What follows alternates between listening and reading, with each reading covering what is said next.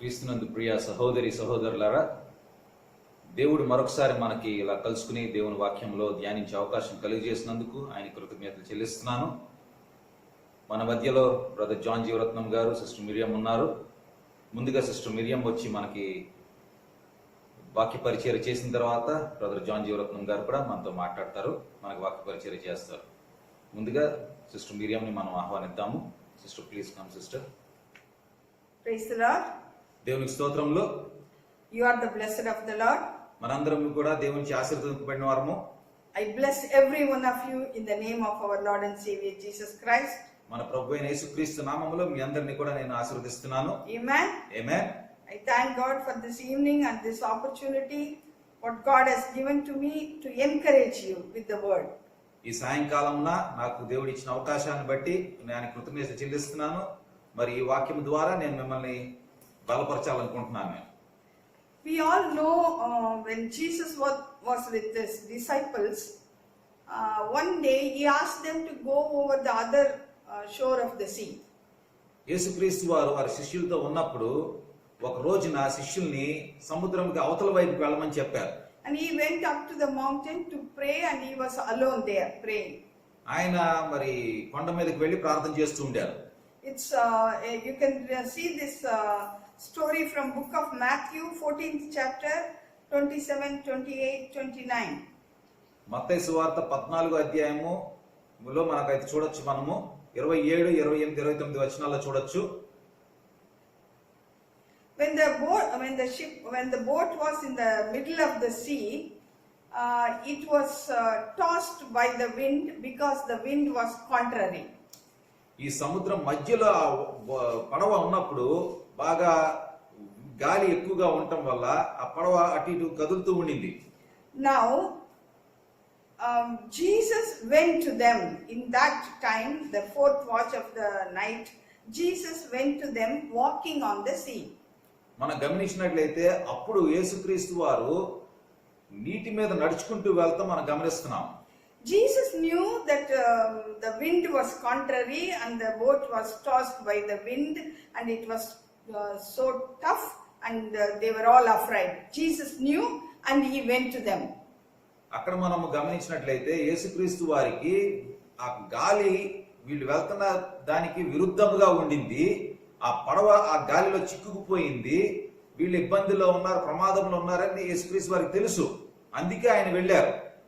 When your situation, my situation becomes contrary to the normal situation, Jesus will come to us.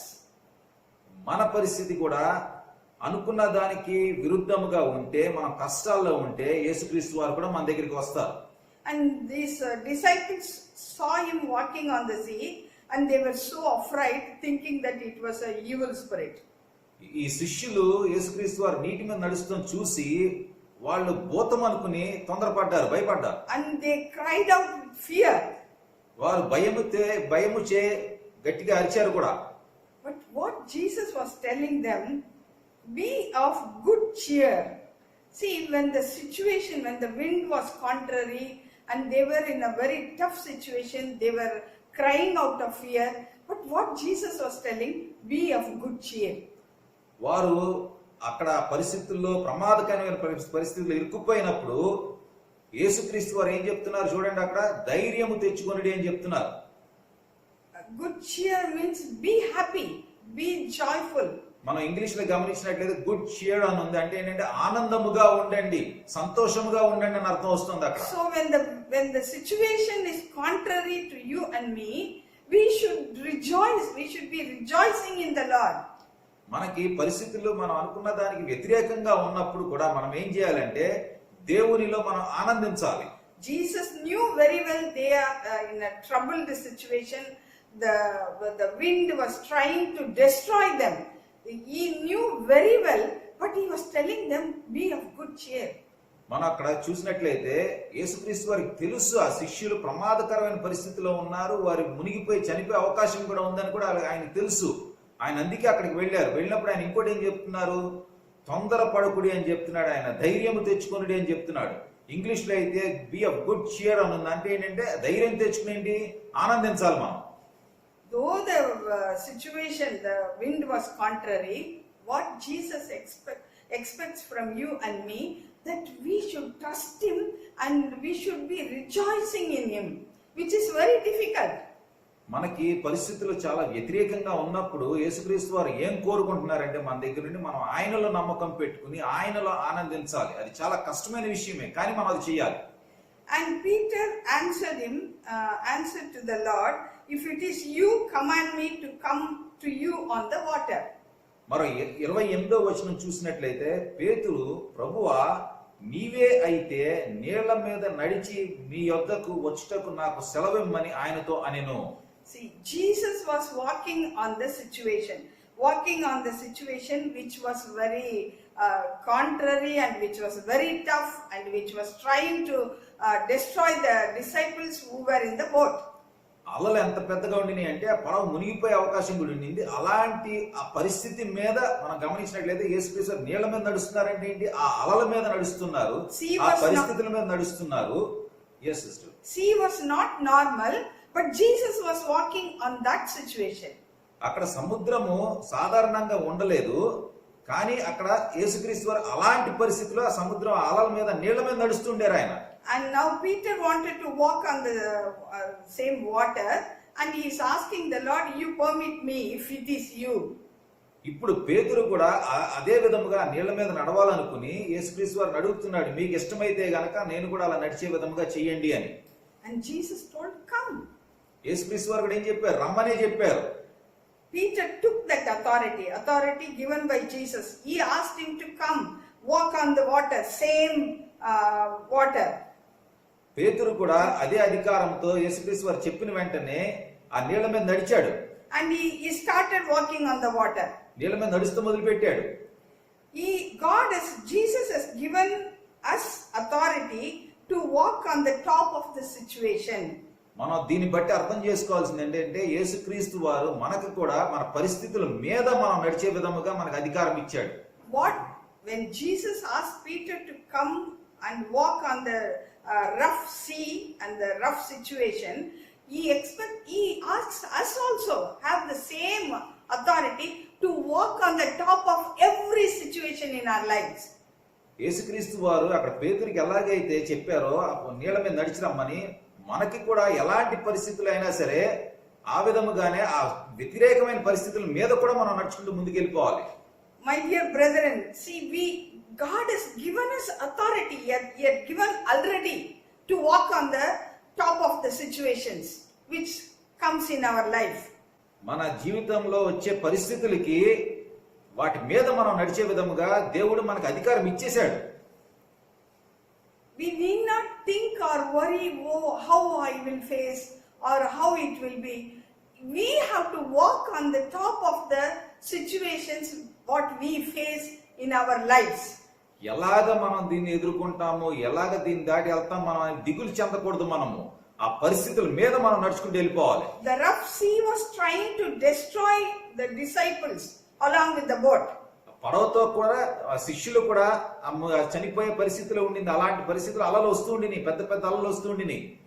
సముద్రం మింగేద్దాం అనుకుంటూ ఉండింది వారిని.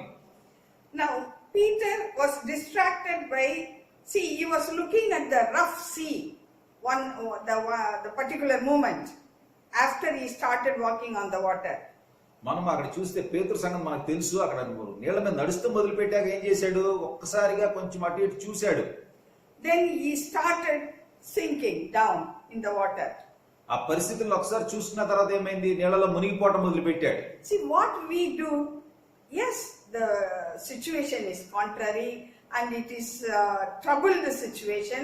What we do, we hear so many things, like census, how many people are died, how many are sick, how many are in the bed, and now the Russian variant is coming out. All these things are like around us, rough situation. మనకి చూస్తుంటే వెంటనే కూడా అన్ని వ్యతిరేక పరిస్థితులు వింటున్నాం. మనము ఎంతమంది చనిపోయారు, ఎంతమందికి తెగులు వచ్చింది, లేకపోతే ఇప్పుడు కొత్త తెగులు కూడా వచ్చింది, ఆ రష్యా నుండి కూడా తెగులు వచ్చింది. ఇలాంటివన్నీ వింటున్నప్పుడు చాలా పరిస్థితులు మనకు వ్యతిరేకంగా ఉన్నట్టుగా ఉంది. when we hear those things and when we put all these things into our mind, the being of good cheer will go away from our mind. మనము ఎన్ని ఆలోచించుకున్న ఎన్ని మన మైండ్ లో పెట్టుకుంటే మన మదిలో పెట్టుకుంటే ఏమవుతుందంటే మనకున్న ఆనందం అంతా కూడా పోతుంది.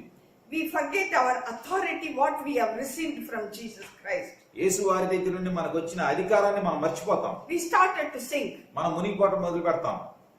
See, that's what we learn from this portion, and some other situations like in the workplaces, some disturbances given by our colleagues or in workplace, whatever, trying to disturb us or trying to destroy us. మనం పనిచేసే ప్రదేశంలో కూడా మన తోటి ఉద్యోగస్తుల వల్ల కానీ లేకపోతే ఇంకేదైనా పరిస్థితుల వల్ల కానీ మనకి ఏదన్నా కొంచెం ఇబ్బంది కలగచ్చు, వ్యతిరేకంగా ఉండొచ్చు పరిస్థితులు. What we should do, we should not condemn them, or we should not treat them as our enemies, or we should not curse them. What we should do, focus on the authority given to you and me, and we should start using it.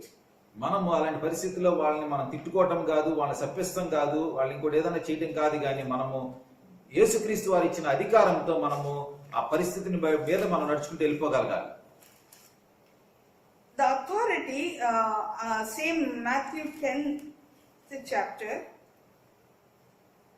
మత్తయి సువార్త 10వ అధ్యాయంలో కూడా 8th verse, heal the sick, cleanse the lepers, raise the dead, cast out demons, and all these authorities are given to us. First verse also, when he called his disciples to him, he gave them power over unclean spirits, to cast them out and to heal all kinds of sickness and all kinds of diseases. మనం మత్తయి సువార్త 10వ అధ్యాయము 1వ వచనం చూసినట్లయితే ఆయన తన 12 మంది శిష్యులను పిలిచి అపవిత్రమాత్మలను వెళ్ళగొట్టుటకును ప్రతి విధమైన రోగమును ప్రతి విధమైన వ్యాధిని స్వస్థపరుచుటకును వారికి అధికారం ఇచ్చెను. So we should know our authority. When we don't know what we have, we cannot use it.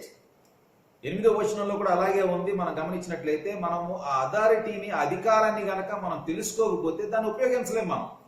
How can we use this authority? By the word of the living God. ఈ అధికారాన్ని మనం ఎలా ఉపయోగించగలుగుతాం అంటే కేవలము దేవుని యొక్క వాక్యము ద్వారానే. We have to get into the word of God. దేవుని యొక్క వాక్యం మనం తెలుసుకోవాలి, దాంట్లోకి వెళ్ళాలి మనము. And you know one thing, you and me are authorized dealers for God's power on the face of the earth. ఈ లోకములో దేవుని యొక్క శక్తికి మనకి అధికారం ఉంది. If we do not operate in authority given to us, the promises cannot be fulfilled. మనము దేవుడిచ్చిన అధికారముతో గనక ఇక్కడ మనము ఉండకపోతే ఆయన ఇచ్చిన వాగ్దానాలు కూడా మన జీవితంలో నెరవేరవు. And when we don't know what we have, we cannot use it. మనకి ఏదుందో తెలియకపోతే మనకున్న అధికారం మనం దాన్ని ఉపయోగించలేము కూడా. My boundary of my authority is within the word of the living God. నాకు ఉన్న అధికారము దాని యొక్క ప్రదేశం ఏంటంటే దానికి ఉన్న అధికారం యొక్క ఎంత దూరం ఉందంటే దేవుని యొక్క వాక్యం ఎంత దూరం ఉంటే అంత దూరము. God backs every promise. దేవుని యొక్క వాగ్దానం ప్రతిదీ కూడా నెరవేరుతుంది. That is, every promise is yes and amen in Jesus Christ. యేసుక్రీస్తు వారిలో ప్రతి వాగ్దానము కూడా అవును, ఎస్ అనే ఉంది, ఆమెన్ అని ఉంది. God's plans for his children are not at all evil. దేవుని యొక్క వాగ్దానాలు ఆయన పిల్లల పట్ల ఎప్పుడూ కూడా నాశనకరంగా ఉండవు. You and me, we have to execute the authority which we received from Jesus Christ. మనకి యేసుక్రీస్తు వారి దగ్గర నుండి వచ్చిన ఆ అధికారాన్ని మనము ఇక్కడ ఉపయోగించాలి. What we declare, what we pronounce, what we speak from the word of God, it will be. మనము ఏదైతే ఉచ్చరిస్తామో దేవుని యొక్క వాక్యాన్ని అది నెరవేరుతుంది. See, for example, when God is for me, who can be against me? Whether man or disease or sickness or the evil scheme, evil scheme or human program to destroy you and me, nothing will work out. దేవుడు నా పక్షమున ఉండగా ఎవరు నాకు కీడు చేయగలరని ఉంది. ఆ విధంగా మనం తలంచినట్టయితే ఎవరు కూడా ఎలాంటి పరిస్థితి కూడా మనకి వ్యతిరేకంగా ఎప్పుడు తయారు చేసినా సరే అపవాది చేసినా సరే అది చలామణి అవ్వదు. So let us walk on the top of our situations. కనుక మనము కూడా మన పరిస్థితుల మీద నడుద్దాం. Amen. ఆమేన్. Let us pray. ప్రార్థన చేసుకుందాం. Our most gracious Heavenly Father God, thank you for this day. This is the day that you made for us. మా ప్రియ పరలోకపు తండ్రి, మీరు ఇచ్చిన ఈ దినాని కోసం మీకు స్తోత్రాలు చెల్లిస్తున్నాము, ధన్యవాదాలు చెల్లిస్తున్నాము. ఈ దినం మీరు మా కోసం ఏర్పరిచిన దినం. We come to your presence with thanksgiving in our hearts, thanking you for all the goodness of you in our lives. కృతజ్ఞతాస్తుతులతో మీ సన్నిధికి వస్తున్నాము దేవా. మీరు మా జీవితాల్లో చేసిన ప్రతి మేలులు తలంచుకుంటూ కృతజ్ఞతతో మీ సన్నిధికి వస్తున్నాము. Yes, Father God, you have kept your children on the face of the earth as the dealers for God's power. మీ యొక్క శక్తిని ఇక్కడ మేము చూపించడానికి మీరు మీ పిల్లల్ని ఈ లోకంలో ఉంచారు దేవా. What a blessed privilege that you have given to your children. ఎంత మంచి అధికారము మీరు మీ పిల్లలకి ఇచ్చారు. Let the people outside of the kingdom of God see and watch us and be drawn unto your kingdom, Father God. మిమ్మల్ని ఎరుగని వారు కూడా మమ్మల్ని చూసి మా ద్వారా మా పరిస్థితులను బట్టి మమ్మల్ని చూసిన తర్వాత వారు మీ వైపుకి ఆకర్షితులయ్యేటట్టు చేయండి దేవా. When we use the authority, the people around us will definitely see and believe in you, Father God. మీరు మాకు ఇచ్చిన అధికారాన్ని మేము ఆ పరిస్థితుల మీద ఉపయోగించినప్పుడు అది చూసి అన్యులు కూడా మీ సన్నిధికి వస్తారు దేవా. Thank you, Father. ధన్యవాదములు దేవా. I give the rest of the time. You speak through your child and let us be encouraged, strengthened, and let us walk on the top of the situations by the word of God. మిగిలిన సమయము కూడా నేను మీకే అప్పచెప్తున్నాను దేవా. మరి మీ కుమారుని ద్వారా మీరు మాట్లాడండి. మాకు మా పరిస్థితుల మీద మేము నడిచే విధముగా మాకు ఆ ధైర్యాన్ని సహనాన్ని కూడా మాకు అనుగ్రహించండి దేవా. The anointing be upon Brother Anurag and Brother JJ. మరి మీ యొక్క అభిషేకము బ్రదర్ జాన్ జీవరత్నం గారి మీద, బ్రదర్ అనురాగ్ మీద ఉంచండి. I give you glory, honor and praises. In Jesus Christ's name I pray. సమస్త Amen. మహిమ ఘనత ప్రభావం మీకే చెల్లిస్తున్నాను దేవా. యేసుక్రీస్తు వారి నామములో అడుగుచున్నాను దేవా. ఆమేన్. I greet you all in the name of our Lord and Savior Jesus Christ. మన ప్రభు అయిన యేసుక్రీస్తు నామములో మీ అందరికి శుభం తెలియజేస్తున్నాను. Our God is a good God. మన దేవుడు చాలా మంచి దేవుడు. Today, God has given a special message for you and me. మీకు నాకు ఇవాళ చాలా ప్రత్యేకమైన వచనాన్ని దేవుడు ఇచ్చాడు. We are undergoing the Lent season in the churches. మనందరం కూడా శ్రమ దినాల్ని ఈ సంఘంలో చూస్తున్నాం ఇప్పుడు. The Lent season starts from Ash Wednesday to Easter Day. భస్మ బుధవారం దగ్గర నుండి పునరుద్ధానం దినం వరకు ఈ శ్రమ దినాలు ఉంటాయి. We observe 40 days as a Lent season. 40 దినాల్ని మనం శ్రమ దినాలుగా పాటిస్తాము. And we take a lot of resolutions during this Lent season. ఈ 40 దినాల్లో చాలా మనము కొన్ని నిర్ణయాలు తీసుకుంటాం. And people will say that, oh, I will not eat this, I will not do this. And all these resolutions are common in the church. నేను ఇది తినను అది తినను అని చెప్పేసి చాలా మంది కొన్ని నిర్ణయాలు తీసుకుంటూ ఉంటారు. ఇలాంటివన్నీ కూడా సంఘంలో కూడా మనం చూస్తూ ఉంటాం. When I was going through this thought, God gave me this message. ఇవన్నీ ఆలోచిస్తున్నప్పుడు దేవుడు నాకు ఒక సందేశాన్ని ఇచ్చాడు. What resolution I can take during this Lent season?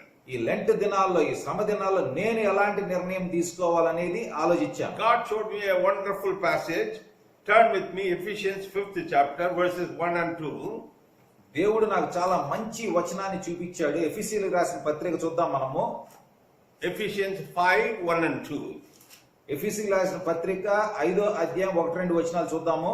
Be imitators of God, therefore, as dearly loved children, and live a life of love, just as Christ loved us and gave himself up for us as a fragrant offering and sacrifice to God. మనము ఎఫెసీయులకు రాసిన పత్రిక 5వ అధ్యాయం 1-2 వచనాలు చదువుతున్నాము. కావున మీరు ప్రియులైన పిల్లల వలె దేవుని పోలి నడుచుకొనుడి. క్రీస్తు మిమ్మును ప్రేమించి పరిమళ వాసనగా ఉండుటకు మన కొరకు తన్ను తాను దేవునికి అర్పణముగాను బలిగాను అప్పగించుకొనెను. అలాగుననే మీరును ప్రేమ కలిగి నడుచుకొనుడి. See, normally always I emphasize that good news starts from John 3:16. God so loved the world. నేను ఎప్పుడు చెప్తూ ఉంటాను, మరి సువార్త అనేది యోహాను 3:16 నుండి మొదలైందని చెప్తూ ఉంటాను. దేవుడు ఎంతగానో ఈ లోకాన్ని ప్రేమించను అని. He sent his only begotten Son, Jesus Christ, so that no one should be perished. అనగా ఆయన అద్వితీయ కుమారుని ఈ లోకముకు పంపించాడు. ఎందుకు? ఎవరు కూడా నశించిపోకూడదని చెప్పి. Here, Ephesians, it is very clear. Jesus Christ loved us and gave himself up for us as a fragrant offering and a sacrifice to God. మనం ఇక్కడ గమనించినట్లయితే పరిమళ వాసనగా ఆయన తను తాను అర్పణముగా ఇచ్చుకున్నాడు, బలియాగముగా ఇచ్చుకోవడం చూస్తున్నాం మనం. Jesus Christ came as a lamb of God to sacrifice himself. దేవుని యొక్క గొర్రెపిల్లగా యేసుక్రీస్తు వారు ఇక్కడికి వచ్చి బలిగా అర్పించబడటానికి వచ్చాడు ఆయన. Because without shedding blood there is no remission of sin. ఎందుకంటే రక్తము చిందించకుండా పాప క్షమాపణ అనేది లేదు. My sin, your sin, the sin of the world should be wiped away, washed away by a precious blood. మీ యొక్క పాపము, నా యొక్క పాపము, ఈ లోకం యొక్క పాపము కడిగివేయబడాలంటే ఒక పవిత్రమైన చాలా ప్రత్యేకమైన రక్తము చిందించబడాలి. The Father God chosen his Son, only Son, begotten Son, to send to this world so that he will be sacrificed, he will be killed on the cross, so that you and I will have a redemption, forgiveness of sin. తండ్రి అయిన దేవుడు ఆయన ఏకైక కుమారుణ్ణి ఈ లోకానికి పంపించి ఆయన శిలువ మీద మరణం చెందే విధంగా చేయడం ద్వారా మీకు నాకు కూడా పాప క్షమాపణ పొందింది. How this has happened? Because Christ loved us and gave himself up for us as a fragrant offering and a sacrifice to God.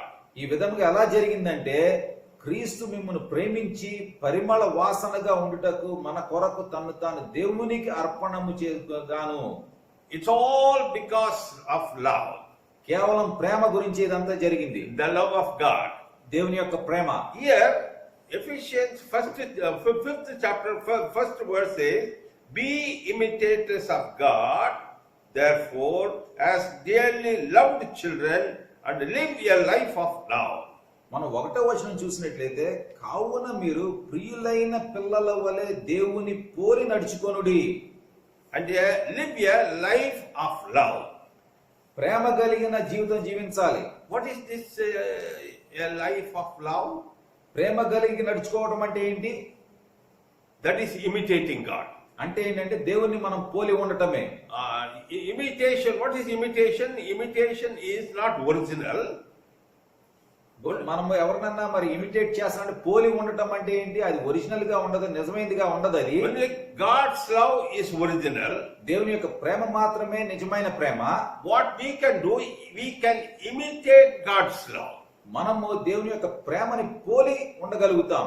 In this 40 days of Lent season, what we are going to do, I have taken up, let me imitate God's love. నేను ఈ 40 దినాల శ్రమ దినాల్లో నేను అనుకున్నది ఏంటంటే దేవుని యొక్క ప్రేమని నేను మిగతా వాళ్ళకి కూడా పోలి చూపిద్దాం అనుకుంటున్నాను. God is telling me, you are a dearly loved child. దేవుడు ఏం సెలవిస్తున్నాడంటే మీరు ప్రియులైన పిల్లలని చెప్తున్నాడు. Hallelujah. Hallelujah. What a title God wants to give you and me. మీకు నాకు ఎంత మంచి బిరుదు ఆయన ఇస్తున్నాడు చూడండి. Dearly loved children. ప్రియులైన పిల్లలు. Are we in any way qualified or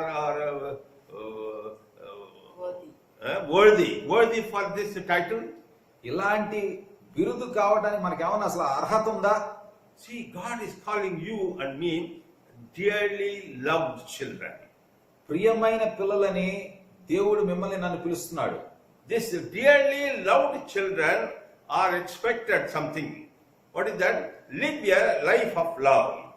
ఈ ప్రియులైన పిల్లల దగ్గర నుండి ఆయన ఏం కోరుకుంటున్నాడంటే మనం ప్రేమ కలిగిన జీవితం జీవించాలి. A life of love to be compared to Christ Jesus. మన ప్రేమ ఎంతదిగా ఉండాలంటే యేసుక్రీస్తు వారి యొక్క ప్రేమకి పోలి ఉండాలి. And Christ loved us. Christ gave his life to us.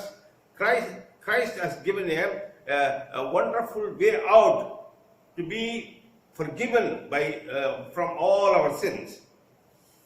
యేసుక్రీస్తు వారు మనకి రక్షణ కలుగు చేశాడు. యేసుక్రీస్తు వారు మనకు ఒక మార్గము చూపించాడు. ఆ మార్గం ద్వారా మన పాపాలన్నింటినీ కూడా మనం క్షమించబడుతున్నాయి. So imitating God is nothing but love. దేవుణ్ణి అనుకరించడము లేకపోతే పోలి ఉండటం అంటే ఏమీ లేదు, ప్రేమ చూపించడమే. God loved us. దేవుడు మనల్ని ప్రేమించాడు. We need to imitate His love. మనము ఆయన యొక్క ప్రేమని మనము అనుకరించాలి. How to imitate God's love?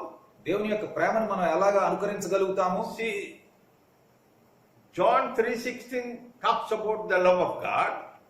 యోహాను 3:16 దేవుని యొక్క ప్రేమ గురించి తెలియజేస్తుంది. And it has happened 2000 years back. 2000 సంవత్సరాల క్రితం అది జరిగింది. Do you think that love is continuing? ఆ ప్రేమ ఇంకా కొనసాగుతోందా? See, if you turn with me 1 John 3:16. మొదటి యోహాను 3:16 చూస్తే 1 John 3:16 says, this is how we know what love is. Jesus Christ laid down his life for us, and we ought to lay down our lives for one another. మొదటి యోహాను 3:16 చూసినట్లయితే ఆయన మన నిమిత్తము తన ప్రాణము పెట్టెను గనుక దీని వలన ప్రేమ ఎట్టిదని తెలుసుకొనుచున్నాము. మనము కూడా సహోదరుల నిమిత్తము మన ప్రాణములను పెట్టబద్దులమై ఉన్నాము. See, it is this bit complicated thing to understand. ఇది కొంచెం అర్థం అవడానికి కష్టమైన విషయం. Jesus Christ as a God, he came down, he died on the cross so that he showed his love. ఈ దేవునిగా యేసుక్రీస్తు వారి లోకానికి వచ్చి ఇక్కడ ఆయన ప్రేమను చూపిస్తానికి శిలువ మీద మరణించాడు. And we understand what is love. It is nothing but Jesus Christ sacrifice. మనకు ఆ ప్రేమ అంటే ఏంటో ఇప్పుడు తెలుసు. ఏంటంటే యేసుక్రీస్తు వారి యొక్క బలియాగమే. But what we are expected that we should lay down our lives for our brothers. కానీ ఇక్కడ మనం గమనించినట్లయితే మన సహోదరుల కోసము వారి నిమిత్తము మన ప్రాణాలను మనం అర్పించుకోవాలి. Is it possible that we can lay down our lives to our brothers? మన సహోదరుల కోసం మన ప్రాణాలను మనం పెట్టగలమా? Is it possible that we can lay down our lives to our brothers like Jesus Christ did on the cross? యేసుక్రీస్తు వారు శిలువ మీద చేసిన విధముగా మనము మన సహోదరుల కోసము మన ప్రాణాలని మనం పెట్టగలమా? We are going through the Lent season. శ్రమ దినాల ద్వారా వెళ్తున్నాం మనము. We are always thinking about the cross of Jesus Christ. యేసుక్రీస్తు వారి యొక్క శిలువ గురించి ఆలోచిస్తున్నాం. All the punishment, all the suffering he has undergone on the cross. ఆయన శిలువ మీద పడిన శ్రమలు, ఆ కష్టాలు ఆయన ఎంత హింసించారో కూడా మనకు తెలుసు. Brother, I can think about this, I can meditate upon this, I can pray for that, but I cannot give my life to my brothers. నేను ఆ శ్రమల గురించి నేను ధ్యానం చేయగలుగుతాను, ఆ శ్రమ గురించి నేను ప్రార్థన చేయగలుగుతాను, కానీ నేను నా జీవితాన్ని నా సహోదరుల కోసం ఇవ్వలేను అని చెప్పొచ్చు. I cannot imitate Jesus Christ how he died on the cross. ఆయన శిలువ మీద మరణించిన విధముగా నేను యేసుక్రీస్తు వారిని అనుకరించలేను. I love his love, but I cannot copy it. I cannot imitate that. ఆయన ప్రేమని నేను ప్రేమిస్తున్నాను, కానీ నేను అది అనుకరించలేను. But here the word of God is expecting that you ought to lay down your lives to your brothers. కానీ ఇక్కడ దేవుని వాక్యం ఏం సెలవిస్తుందంటే మనము కూడా సహోదరుల నిమిత్తము మన ప్రాణములను పెట్టబద్దులమై ఉన్నాము. Hallelujah. Hallelujah. Today we are going to see how we are going to lay down our lives to our brothers and sisters. మన సహోదరుల కోసము మనం మన ప్రాణాలను ఏ విధంగా పెట్టగలం అనేది మనం ఇప్పుడు చూద్దాం. God has given a wonderful scheme, a schedule how we can lay down our lives to our brothers. మనము ఏ విధముగా మన ప్రాణాలని మన సహోదరులకు ఇవ్వగలం అనేది దేవుడు ఒక ప్రణాళికలాగా అన్ని చెప్పాడు. Turn with me book of Colossians, 3rd chapter, from verses from 12 to 14. కొలస్సీయులకు రాసిన పత్రిక 3వ అధ్యాయం చూద్దాం మనము. Here the word of God starts like this. Therefore, as God's chosen people, holy and dearly loved. కొలస్సీయులకు రాసిన పత్రిక 3వ అధ్యాయం 12వ వచనం మనం చూద్దాము. కొలస్సీయులకు రాసిన పత్రిక 3వ అధ్యాయం 12వ వచనము. కాగా దేవుని చేత ఏర్పరచబడిన వారును పరిశుద్ధులను ప్రియులైన వారికి తగినట్లు మీరు జాలిగల మనస్సును దయాళుత్వమును వినయమును సాత్వికమును దీర్ఘశాంతమును ధరించుకొనుడి. Here, these verses are very precious and we need to go slowly, step by step. ఈ వచనాలు చాలా ప్రాముఖ్యమైన వచనాలు, చాలా ప్రశస్తమైన వచనాలు. జాగ్రత్తగా మనం పరిశీలించాలి. The word of God is addressing you and me that we are chosen people. మనకి గమనించినట్లయితే మనం ఏర్పరచబడిన వారము అని ఉంది. We are holy people. We are loved people. మనం పరిశుద్ధులుగా ఉన్నాము, ప్రియులుగా ఉన్నాము. Dearly loved by God. దేవునిచే అతి ప్రియముగా ప్రేమించబడిన వారం. Hallelujah. Hallelujah. How many of you agree to this statement? ఈ వచనానికి ఎంతమంది అంగీకరిస్తారు? We are chosen people. మనము దేవునిచే ఎంచబడిన వారము. We are chosen to be holy people. మనము పరిశుద్ధులుగా ఉండటానికి ఏర్పరచబడిన వారం. Not because of any of our qualification, our standard. మనకున్న అర్హతను బట్టి కాదు గాని, But somebody has loved us so dearly. ఎవరో మనల్ని అంతకన్నా ఎక్కువగా ప్రేమించారు. God is expecting something from you and me. దేవుడు మీ దగ్గర నుండి నా దగ్గర నుండి ఏదో కావాలని కోరుకుంటున్నాడు. So, clothe yourself with compassion, kindness, humility, gentleness and patience. మనం ఏం చేయాలి? మనం ఏం ధరించుకోవాలి? జాలిగల మనస్సు, దయాళుత్వము, వినయము, సాత్వికము, దీర్ఘశాంతము. See, here it is a challenge given to all those people who are chosen to be holy, loved by God. ఇదంతా కూడా ఎవరినైతే దేవుడు ఏర్పరచుకున్నాడో, ఎవరినైతే దేవుడు పరిశుద్ధులుగా చేశాడో వారికి ఒక పెద్ద సవాలు. Those who have decided to imitate God. ఎవరైతే దేవుణ్ణి అనుకరించాలనుకున్నారో వారికి ఇది పెద్ద సవాలు. This imitation should be for this sort of people only. ఈ అనుకరించడం అనేది కూడా ఇలాంటి వారి కోసమే ఉంది. Here they should clothe themselves with compassion. మనం ఏం చూస్తున్నాం అక్కడ? జాలిగల మనసులు ఉండాలని చూస్తున్నాం మనం. See, what do you mean by clothing yourself? ఏదన్నా ధరించుకోవడం అంటే ఏంటి అర్థము? See, especially ladies, they wear different color clothes. ముఖ్యంగా స్త్రీలు రకరకాల రంగులున్న దుస్తులు ధరిస్తూ ఉంటారు. This sister is wearing red saree. This sister is wearing blue saree. ఒక సహోదరి రెడ్ కలర్ చీర కట్టుకున్నారు, ఇంకో సహోదరి బ్లూ కలర్ చీర కట్టుకున్నారు. And this brother is wearing white shirt. ఈ బ్రదర్ వైట్ షర్ట్ వేసుకున్నారు. That means clothing. ఏదైనా ధరించుకోవటం, దుస్తులు ధరించుకోవటం. And we can change the clothes. మనం ఆ దుస్తులు మార్చుకోవచ్చు. Here, the people who are chosen by God, loved by God, and to be holy, they need to clothe themselves with these qualities. ఇప్పుడు ఎవరినైతే దేవుడు ఎంచుకున్నాడో లేదా ఏర్పరచుకున్నాడో, ఎవరినైతే దేవుడు పరిశుద్ధులుగా చేశాడో వారు ఇవన్నీ కూడా ధరించుకోవాలి. See, what is your outwardly appearance as a child of God, loved by God, chosen by God? బయటి బాహాటముగా మనము దేవుని యొక్క బిడ్డలుగా తెలియాలంటే ఏమి తెలుస్తుంది? ఏ విధంగా తెలుస్తుంది? That is imitating God. అది దేవుని అనుకరించడమే. The moment they see you, మనల్ని చూసిన మరుక్షణమే, the moment they meet you, మిమ్మల్ని కలిసిన వెంటనే they should understand that you are a different person. మీరు మిగతా వ్యక్తుల కన్నా భిన్నముగా ఉన్నారని వాళ్ళు తెలుసుకోవాలి. You are a God's chosen person. మీరు దేవునిచే ఎంచుకోబడిన వారని తెలియాలి. You are God's loved person. మీరు దేవునిచే ప్రేమింపబడిన వారని తెలుసుకోవాలి. Above all, you are a holy person. అన్నిటికన్నా మీరు పరిశుద్ధులని తెలియాలి. What kind of clothing you need to wear? మీరు ఎలాంటి దుస్తులు ధరించుకోవాలి? Number one, compassion. మొదటిది ఏంటంటే జాలిగల మనసు. What is compassion? జాలిగల మనసు అంటే ఏంటి? What is the opposite of compassion? ఈ జాలిగల మనసుకి వ్యతిరేకంగా ఉన్నది ఏంటి? Hard-hearted people. మనం కఠినమైన హృదయం కలిగిన వారం. But we, the children of God, we, the chosen, should have a contrite heart. మనము దేవునిచ్చే ఏర్పరచబడిన వారం కాబట్టి మనకి జాలిగల హృదయం ఉండాలి, ఆ జాలిగల మనస్సు ఉండాలి, సొంతని మనం తెలుసుకునే మనసు ఉండాలి. In simple terms, broken heart. మనకి విరిగిన హృదయం కూడా ఉండాలి. Sometimes people, they cry just like that. కొంతమంది ఊరికినే కూడా ఏడుస్తూ ఉంటారు.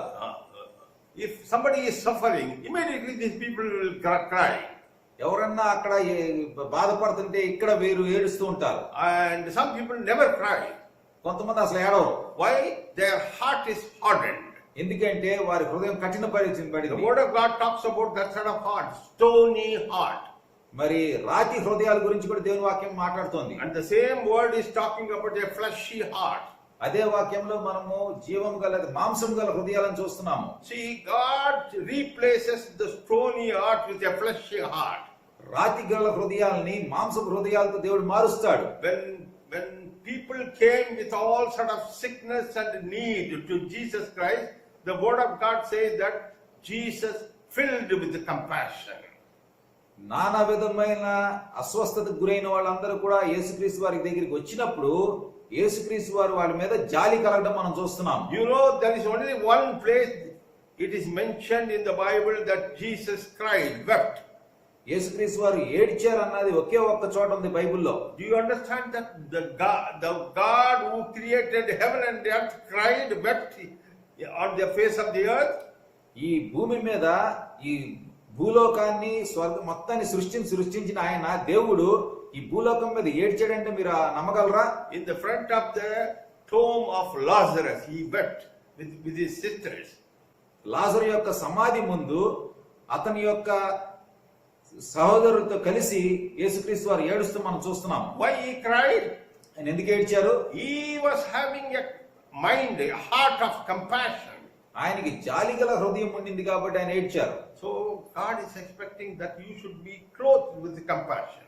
అందుకే దేవుడు కూడా మనం ఇలాగ జాలిగల హృదయము లేదా మనస్సు ధరించుకోవాలని ఆశిస్తున్నాడు. And if you have a compassionate heart, people say that you have a big heart. మీకు జాలిగల మనస్సు ఉందంటే, ఆ హృదయం ఉందంటే అప్పుడు ఏమంటారు మనుషులు? చాలా పెద్ద హృదయం ఉందని చెప్తారు. And compassionate people will give. They will not take. They will give always. జాలిగల మనసు గల వాళ్ళు ఏంటి? ఎప్పుడు ఇస్తూ ఉంటారు, తీసుకోరు. And especially our dear sisters, Telugu sisters, they give good food to others. ప్రత్యేకంగా మన తెలుగు సిస్టర్స్ అక్కడ ఉన్నారు. వారు చాలా మంచి భోజనము, మంచి ఆహారము ఎదురు వారికి పెడతారు. Because they are all filled with the heart of compassion. ఎందుకంటే వాళ్ళ హృదయాలన్నీ కూడా జాలిగల హృదయాలుగా నింపి ఉండబడి ఉన్నాయి. This is number one qualification of imitating God. దేవుణ్ణి అనుకరించడం లేదు మొదటి లక్షణం. And the second one, kindness. రెండోది ఏంటంటే దయాళుత్వం. And kindness always ready to give people. దయాళుత్వం అంటే ఏంటి? దయ ఉందంటే ఏంటి? ఎప్పుడు కూడా ఎదుటి వారికి ఇద్దామనే ఆలోచన ఉంటది. And the third one, humility. ఈ మూడవది ఏంటంటే వినయము. And humility is not underestimating you, but estimating others, encouraging others. వినయం అంటే సొంతని మనం తక్కువగా అంచనా వేసుకోవడం కాదు, కానీ ఎదుటి వ్యక్తిని మనము ఇవ్వాల్సిన అధిక రెస్పెక్ట్ వాళ్ళకి ఇవ్వటము. Esteem one another. ఒకరినొకరిని మనము మెచ్చుకోవాలి. And we need to always humble ourselves in the presence of others to encourage them. మనము ఎదుటివారి దగ్గర సొంతని మనము వినయముగా ఉంచుకుని ఎదుటివారిని మనము ప్రోత్సహించాలి. And doing all this thing, you have to do it with gentleness. ఇవన్నీ కూడా మనము ఎలా చేయాలంటే సాత్వికముతో చేయాలి. Because it is not just like that can be implemented. ఇది అలా మామూలుగా చేసేయలేం మనం. You need lot of gentleness, and the final one, patience. సాత్వికం ఉండాలి. అన్నిటికన్నా చివరిది మనం గమనించినట్లయితే దీర్ఘశాంతం ఉండాలి. And these five should be your outwardly qualification or appearance. ఈ ఐదు కూడా బయటికి కనపడే లక్షణాలుగా ఉండాలి. This you have to practice and put on, clothe on yourself. ఇవన్నీ కూడా మనము అనుసరించి వాటిని మనం ధరించుకోవాలి. And the other one is verses 13, bear with each other and forgive whatever grievances you may have against one another. మనం గమనించినట్లయితే ఒకరినొకరు సహించుకుని క్షమించండి అని ఉంది 13వ వచనంలో. This is a difficult process in our imitating God's love. దేవుని యొక్క ప్రేమని అనుకరించడంలో ఇది చాలా కష్టమైన విషయం. Bear with each other and forgive whatever the grievances you may have against one another.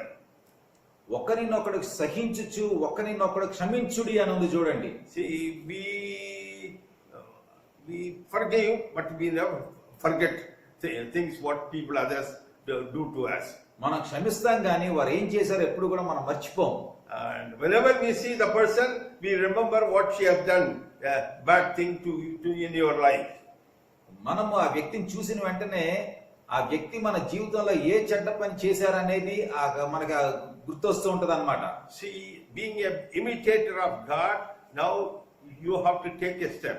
You have to take this stern step that forgive all the grievances, whatever they have done in your life, and forget it. మనము దేవుణ్ణి అనుకరిస్తున్నప్పుడు ఏం చేయాలంటే మనము ప్రతిదీ కూడా సహించి వారు చేసిన మొత్తాన్ని కూడా మనం క్షమించేసేయాలి. You can ask me, brother, it is difficult. చాలా కష్టం బ్రదర్ అని మీరు చెప్పొచ్చు. It is not possible at all. అసలు చేయలేను నేను ఆ పని, అసంభవం అని చెప్పొచ్చు. Here the word of God says, forgive as Lord forgave you. కానీ ఇక్కడ దేవుని వాక్యం ఏం సెలవిస్తుందంటే ప్రభువు మిమ్మును క్షమించిన లాగున మీరును క్షమించుడి. Do you believe that the Lord has forgiven all your sins? దేవుడు మీ పాపాలన్నింటినీ కూడా క్షమించేసాడని మీరు నమ్ముతున్నారా? Once we were sinners. ఒకప్పుడు మనం పాపులుగా ఉండాము.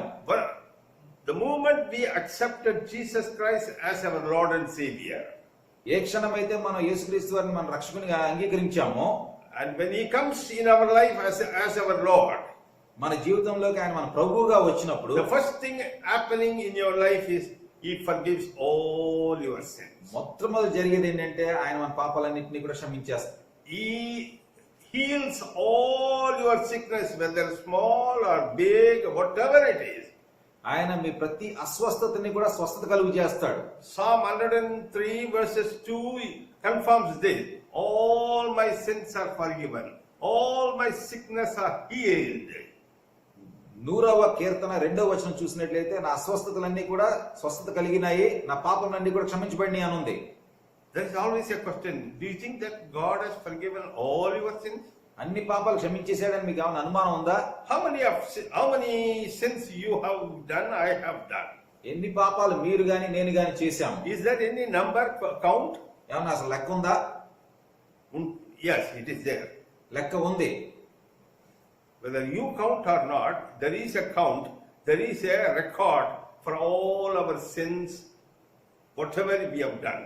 మీరు లెక్కైపోయినా నేను లెక్కైపోయినా మనం చేసిన పాపాలన్నింటినీ కూడా లెక్క ఉంది.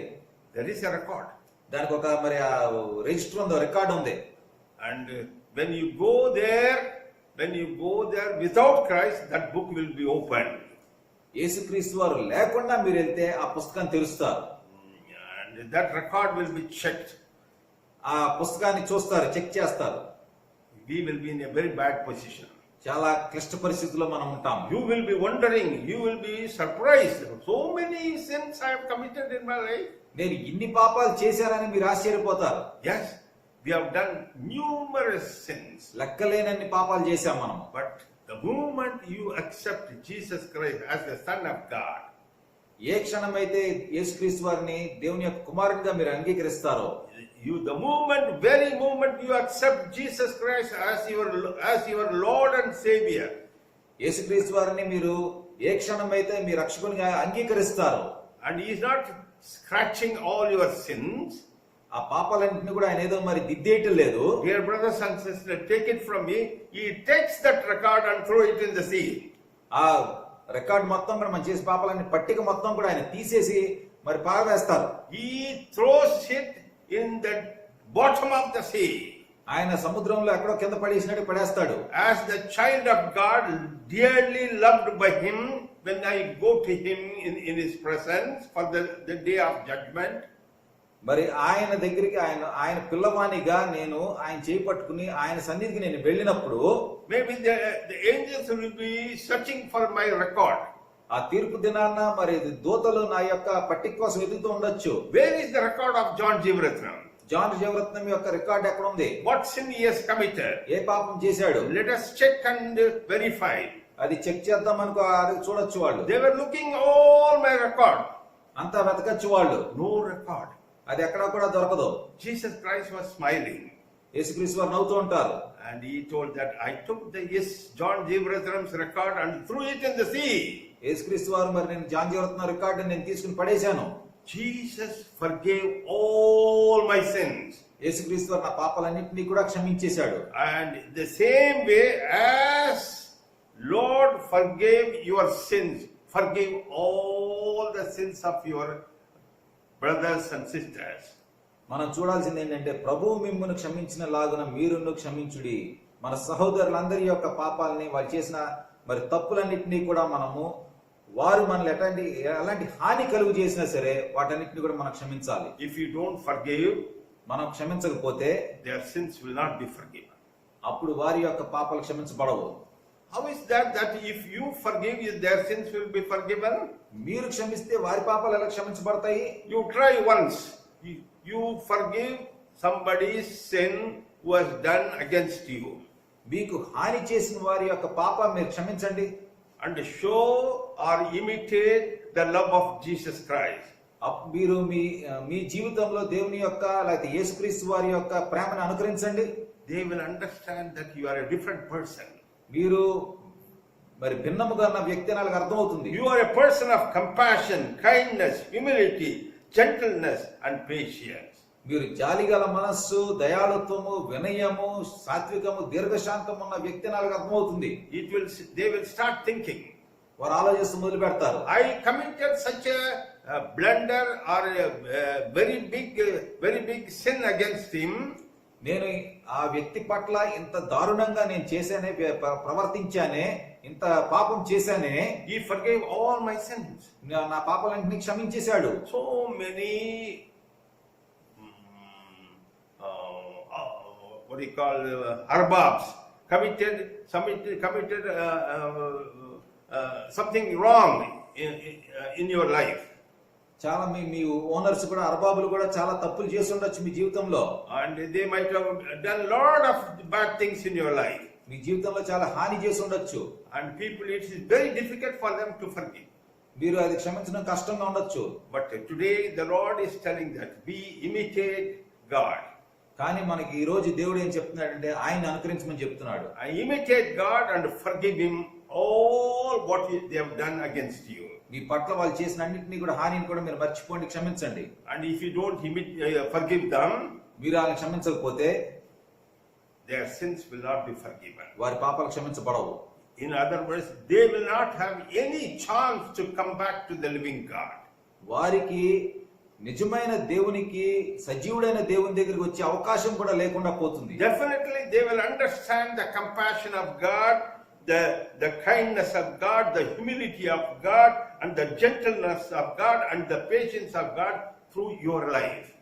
దేవుని యొక్క జాలిగల మనస్సు, దేవుని యొక్క దయాళుత్వము, దేవుని యొక్క వినయము, దేవుని యొక్క సాత్వికము, దేవుని యొక్క దీర్ఘశాంతము మీ ద్వారా వారికి తెలుస్తుంది.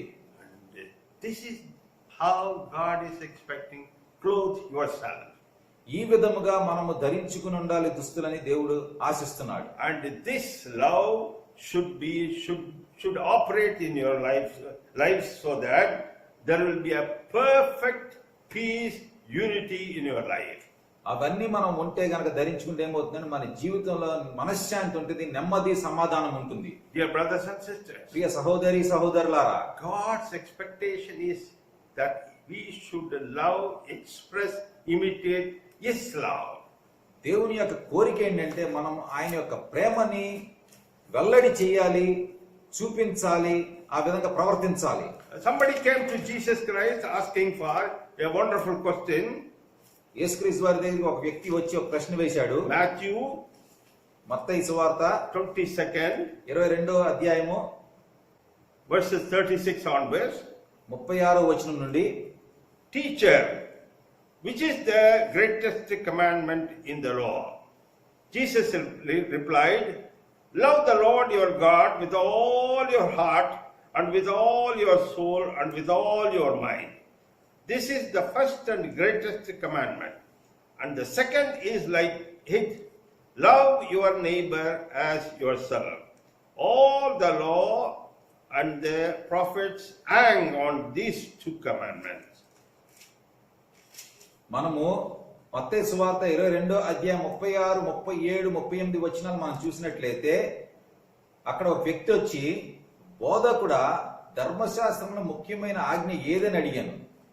అందుకు ఆయన, నీ పూర్ణ హృదయముతోను, నీ పూర్ణ ఆత్మతోను, నీ పూర్ణ మనస్సుతోను నీ దేవుడైన ప్రభువుని ప్రేమింపవలననేది ఇది ముఖ్యమైనదయ్యు మొదటి అయి ఉన్న ఆజ్ఞ. నిన్ను వలె నీ పొరుగు వాణిని ప్రేమింపవలననేది రెండవ ఆజ్ఞ దాని వంటిదే. Here God is emphasizing on love.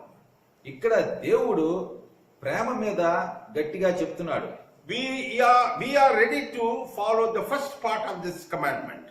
ఈ ఆజ్ఞ యొక్క మొదటి భాగాన్ని మనం పాటిస్తాము. Because we are afraid if you don't love or if you don't respect God and if you don't obey the commandments of God, we will be punished.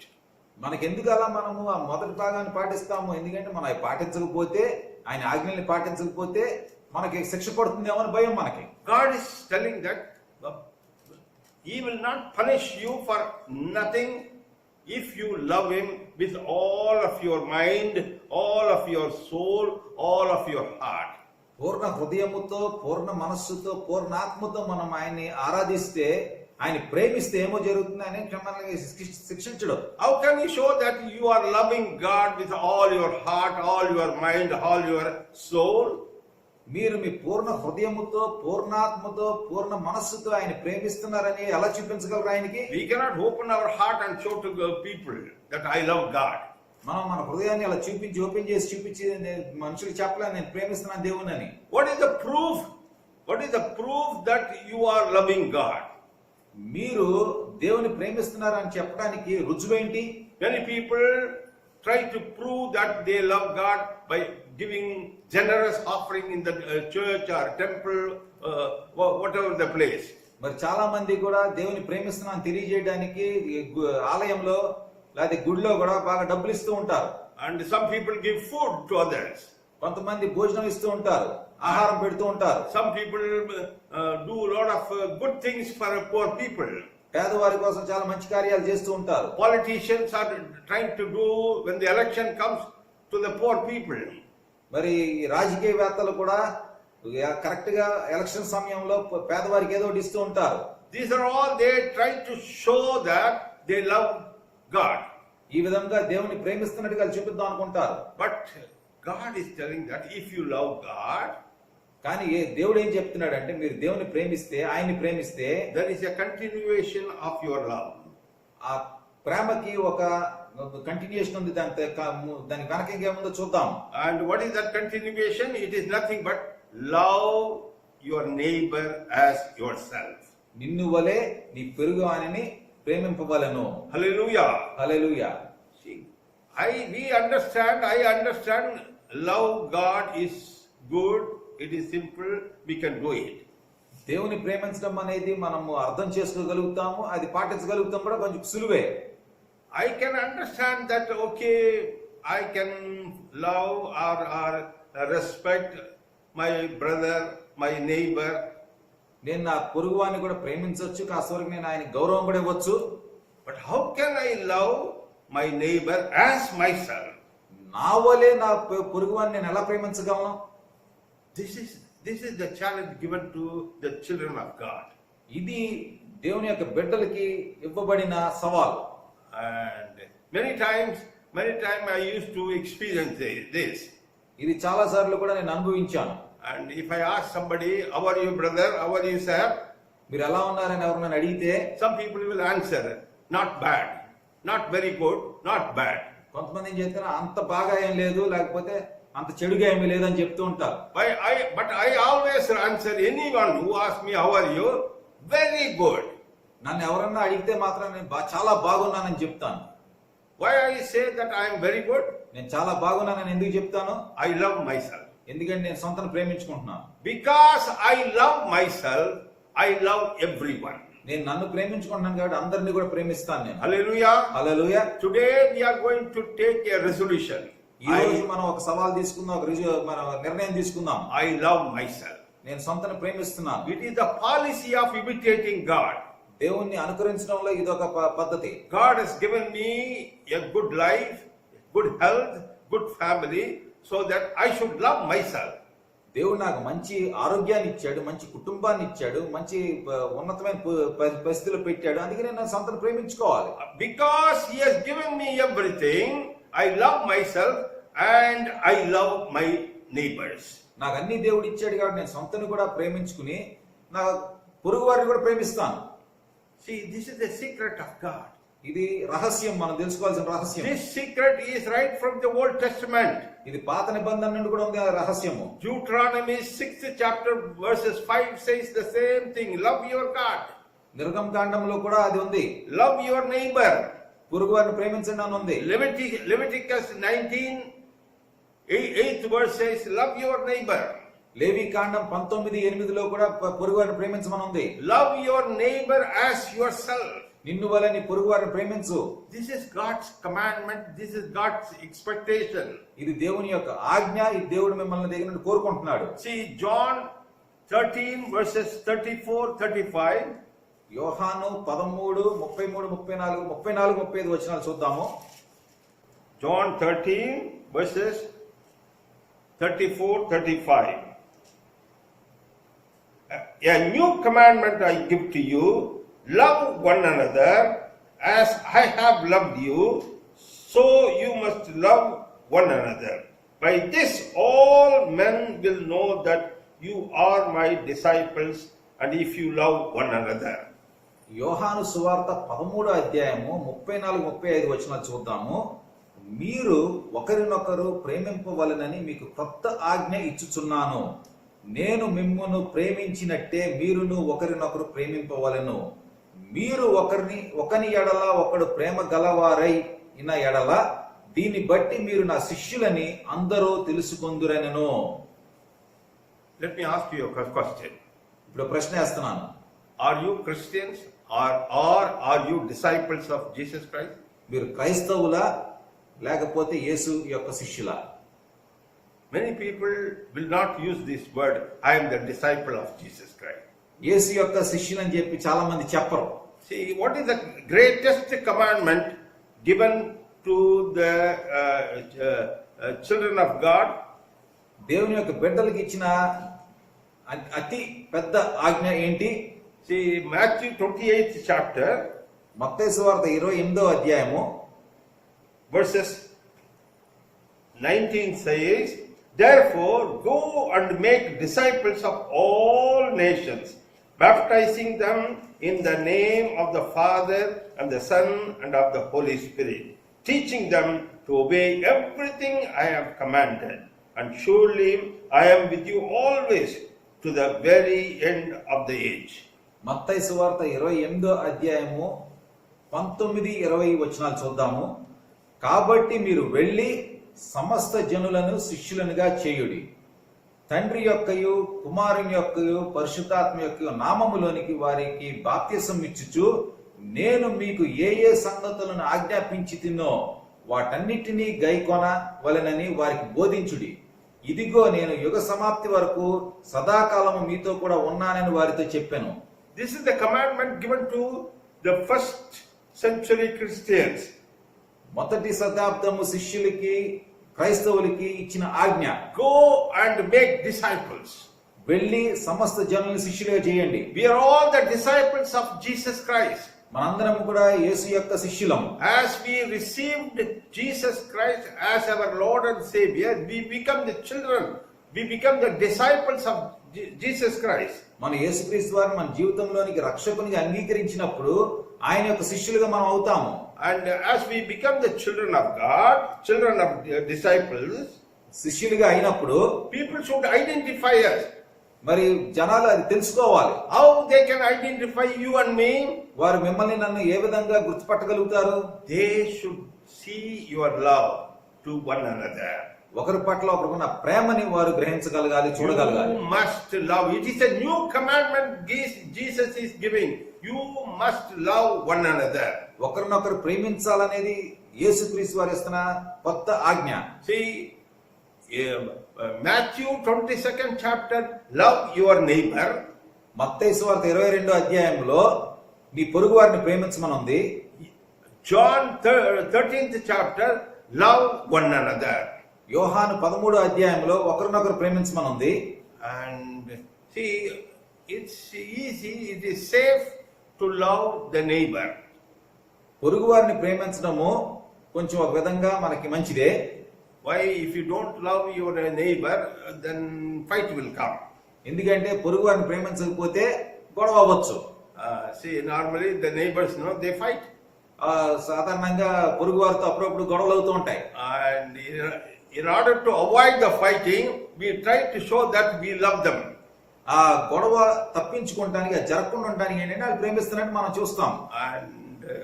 And brother, I love my neighbor because the intention is that you don't want to have any enmity or difference of opinion with your neighbor. ఆ పొరుగు వారిని ఎందుకు ప్రేమిస్తున్నానంటే అతను తను అనవసరం గొడవ ఎందుకు, ఇబ్బంది పడతాం ఎందుకని. But again the word of God says, love one another. మరొకసారి దేవుని వాక్యం ఏం సెలవిస్తుందంటే ఒకరినొకరు ప్రేమించండి. Who is that one another? ఒకరినొకరు అంటే ఎవరు? Anybody. ఎవరన్నా అవ్వచ్చు. Everybody. అందరూ. You ought to love one another. You have to show your compassion, humility, gentleness, all your qualities to one another. మీ యొక్క ప్రేమని, మీ యొక్క సాత్వికాన్ని, మీ యొక్క దీర్ఘశాంతాన్ని, ప్రతి ఒక్క లక్షణాన్ని కూడా మీరు ఒకరికొకరు చూపించాలి. And John 14, it goes a bit more stronger. యోహాను సువార్త 14వ అధ్యాయంలో ఇంకా కొంచెం గట్టిగా చెప్తారు. 15:12. 15వ అధ్యాయం 12వ వచనం చూద్దాం. My command is this: love each other as I have loved you. Greater love has no one than this, that he lay down his life for his friend. You are my friends if you do what I command. మనము యోహాను సువార్త 15వ అధ్యాయము 12, 13, 14 వచనాలు చూసినట్లయితే, నేను మిమ్మును ప్రేమించిన ప్రకారము మీరొకరినొకడు ప్రేమించవలనట్టియే నా ఆజ్ఞ. తన స్నేహితుల కొరకు తన ప్రాణము పెట్టువాని కంటే ఎక్కువైన ప్రేమ గలవాడెవడనూ లేడు. నేను మీ ఆజ్ఞాపించి వాటిని చేసిన యెడల మీరు నా స్నేహితులయ్యుందురు. See, before telling this, in verses 9 he says, as the Father has loved me, so have I loved you. Now remain in my love. ఇది చెప్పకముందు 9వ వచనంలో ఆయన ఏం చెప్తున్నాడంటే, తండ్రి నన్ను ఎలాగు ప్రేమించెనో నేనును మిమ్మల్ని అలాగు ప్రేమించితిని, నా ప్రేమ యందు నిలిచియుండుడి. Amen. Amen. See, we try to learn about love, we try to practice love, but we fail to remain in his love. మనము ప్రేమని అర్థం చేసుకుంటాము, ప్రేమని చూపిద్దాం అనుకుంటాము, పాటిద్దాం అనుకుంటాము, కానీ ఆ దేవుని యొక్క ప్రేమలో ఉండటానికి చాలా కష్టం, ఉండలేమ్మా. Because we underestimate or we are not clear what is God's love. ఎందుకంటే మనము దేవుని యొక్క ప్రేమ ఏంటో మనకు తెలియదు, అది అర్థం కాదు మనకి. See, here verses 13 says, greater love has no one than this, that he laid down his life for his friends. మనం 13వ వచనం చూసినట్లయితే, తన స్నేహితుల కొరకు తన ప్రాణము పెట్టి వాని కంటే ఎక్కువైన ప్రేమ గలవాడు ఎవడనూ లేడు. Jesus Christ laid down his life for you and me. యేసుక్రీస్తు వారు ఆయన జీవితాన్ని మీకోసం నా కోసం పెట్టాడు. As I repeatedly say that no one has prayed for the salvation of the world. ఎవరో కూడా ఈ లోకం యొక్క రక్షణ కోసం ప్రార్థన చేయలేదు. No one has prayed to the Father God, send somebody, do something so that all the sin of the world can be forgiven. ఎవరో కూడా ఎవరినన్నా పంపించండి, ఇక్కడికి వచ్చి మా పాపాలన్నింటినీ క్షమించండి అని చెప్పి ఎవరు ప్రార్థన చేయలేదు. It is the plan of the God. It is the plan of the Father God to send His only begotten Son to the world so that He can sacrifice, lay down His own life, so that we all should be redeemed. అది కేవలము తండ్రి యొక్క ప్రేమ ద్వారానే ఆయన కుమారుణ్ణి ఈ లోకానికి పంపించి ఆయన యొక్క చనిపోవడం ద్వారా, బలియాగము ద్వారా మనందరం కూడా క్షమించబడాలనేది ఆయన ప్రణాళిక. The word of God says that this is the greater love. అది ఉన్న ప్రేమలో పెద్ద ప్రేమ, మంచి ప్రేమ. See, God has loved you and me with a greater love. ఎక్కువ ప్రేమతో ఆయన మనల్ని ప్రేమించాడు. God has forgiven all your sins. దేవుడు మన పాపాలన్నింటినీ కూడా క్షమించాడు. The same way the new commandment says that you love your neighbor. అదే విధంగా క్రొత్త నిబంధనలో కూడా మీరు మీ పొరుగు వారిని ప్రేమించండి అని ఉంది. Love each other.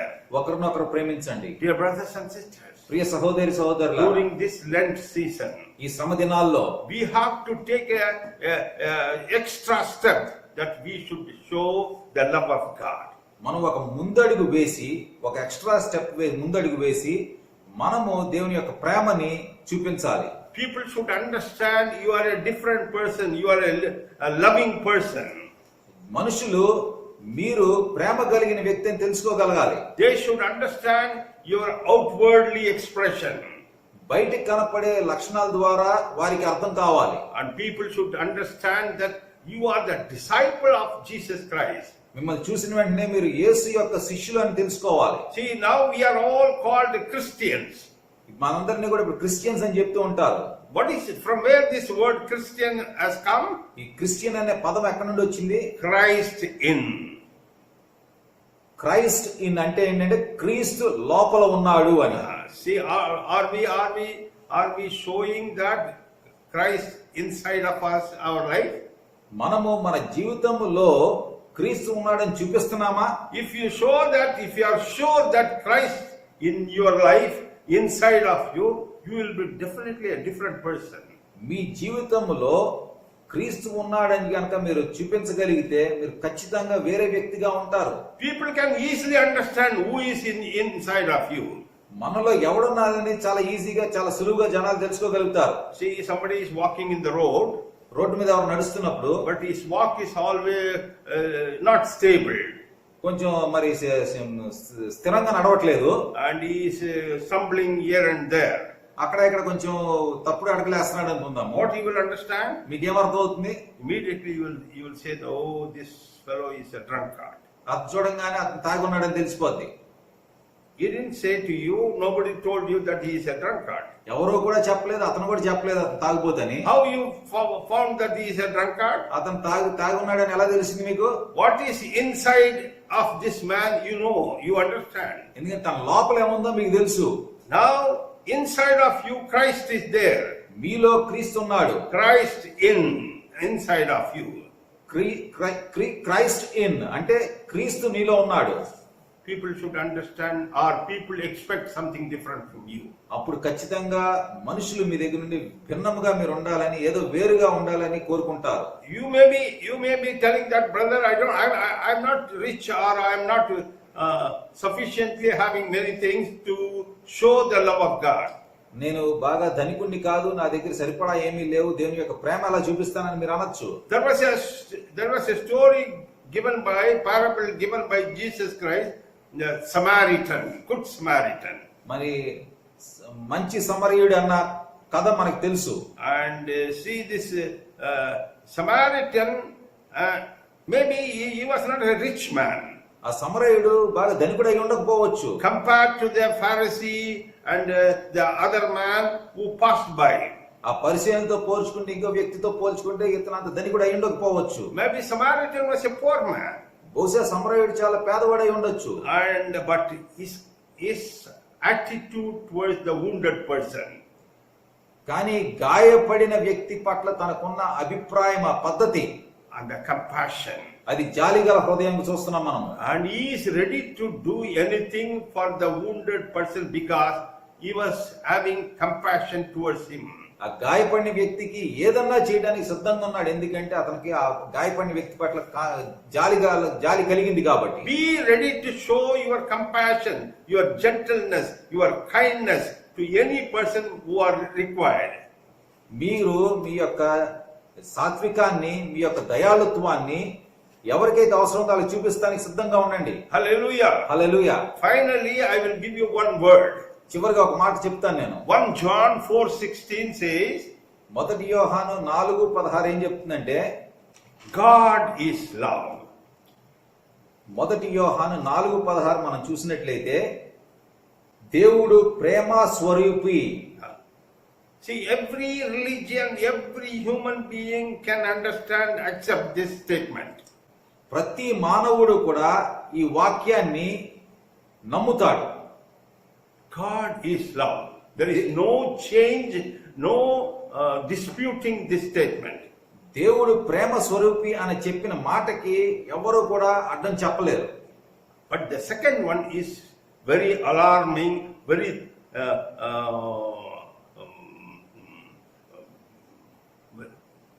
motivating challenge.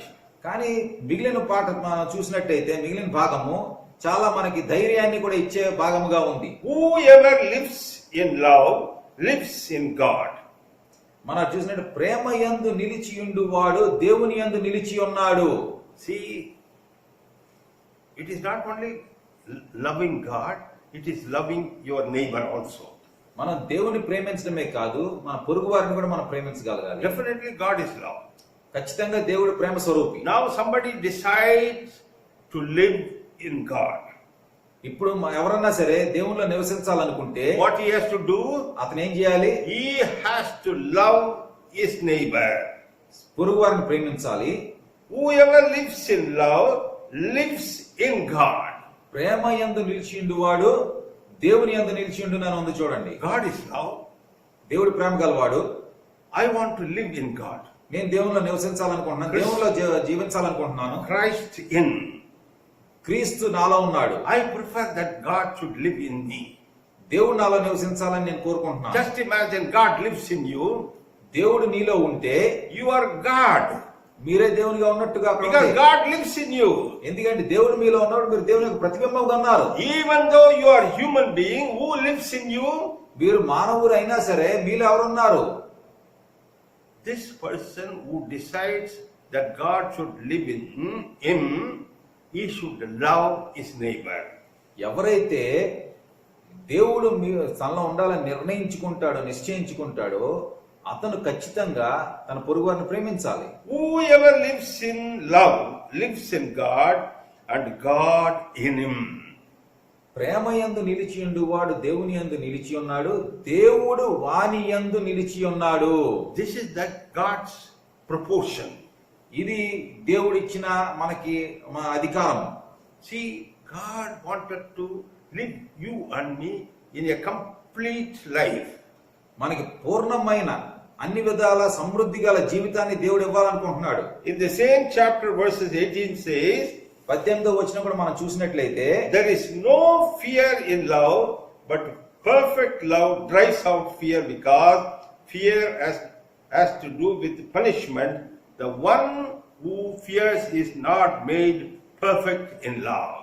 18వ వచనంలో ప్రేమలో భయం ఉండదు, అంతేకాదు పరిపూర్ణ ప్రేమ భయమును వెళ్ళగొట్టును, భయము దండనతో కూడినది, భయపడువాడు ప్రేమ యందు పరిపూర్ణము చేయబడిన వాడు కాడు.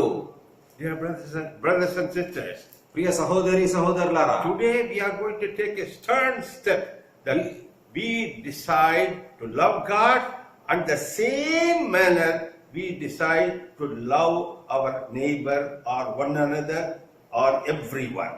ఈ రోజు మనం ఒక నిర్ణయం తీసుకుని దేవుణ్ణి మనం ముందుగా ప్రేమిస్తాము. అదే విధముగా మన పొరుగు వారిని ఎవరినైనా సరే మనం అలాగే ప్రేమిస్తామనే నిర్ణయం తీసుకుందాం. During this Lent season, I decide to imitate God. I decide to imitate the love of God. ఈ శ్రమ దినాల్లో నేను దేవుణ్ణి అనుకరించాలి, దేవుని మాట చొప్పున నడుచుకోవాలి, దేవుని యొక్క ప్రేమని నేను చూపించాలని నిర్ణయించుకుంటాను. How can I show that I imitate God? దేవుణ్ణి నేను అనుకరిస్తున్నానని ఎలా చూపించగలను? There cannot be any fear in my life. నా జీవితంలో ఎటువంటి భయం ఉండదు, There cannot be any doubt in my life. ఎటువంటి అనుమానము ఉండకూడదు. Because I love God, ఎందుకంటే దేవుని ప్రేమిస్తున్నాను కాబట్టి, I live in God, దేవునిలో నివసిస్తున్నాను, God lives in me. దేవుడు నాలో He నివసిస్తున్నాడు. removes all my fear. అన్ని భయాన్ని ఆయన తొలగించేస్తాడు. Today, especially in Oman, people are gripped with fear. ఈ కాలంలో ముఖ్యంగా ఈ దేశంలో అందరూ కూడా చాలా భయాందోళనకు గురై ఉన్నారు. What will happen tomorrow? రేపేమి జరుగుతుంది, What will happen next month? వచ్చే నెల ఏం జరుగుతుంది, Next month will I get my salary? వచ్చే నెల నాకు జీతం వస్తుందా? God loves you, my brother.